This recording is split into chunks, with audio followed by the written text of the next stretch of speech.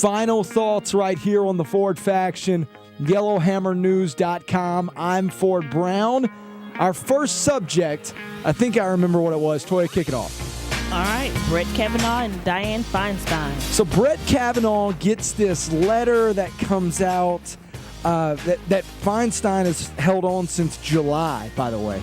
And it comes out about Brett Kavanaugh that he allegedly held a girl down and she escaped. She got out of this room in this party, and apparently it's an anonymous source and she doesn't want to come forward.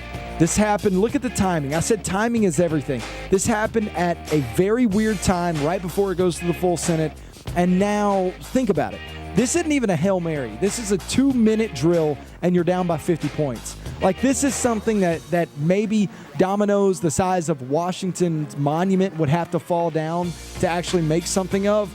This is nothing's going to come out of this. This is just another way to divide us, another way to try to push something on Brett Kavanaugh that it's not going to affect him, and it's just going to make us question what Feinstein's actual real truth to any of this is. What's next?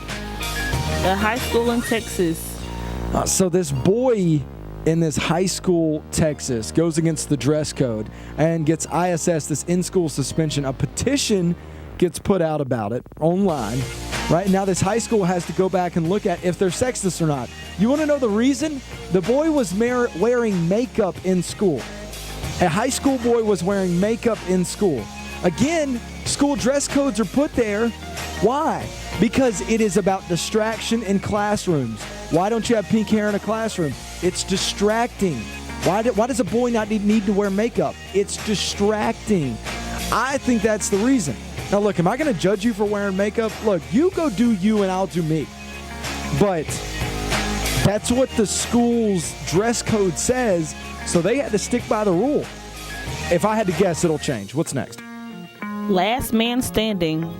Tim Allen show Last Man Standing. I think it actually premieres tonight, if I'm not mistaken. Anyways, Tim Allen has come out. He's been asked so many questions about the president. Like, does he officially support him, endorse him, whatever? And he says that's a loaded question. Like, you wouldn't go to your pilot, bang on the door, and pull him out of the seat before he lands the airplane. Like, let's let him land it.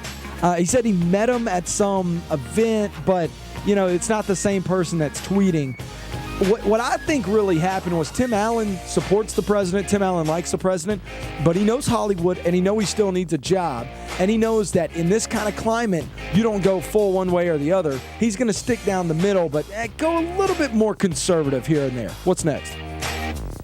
Nikki Haley. Nikki Haley got caught up in a little bit of the fake news from New York Times, as it was a lot of clickbait leaning towards the Trump administration put in $53,000 curtains, mechanical curtains that shut fast for safety and for efficiency and for entertaining at her UN apartment up in New York. Turns out it was actually okayed by the Obama administration. Wow. Isn't that strange?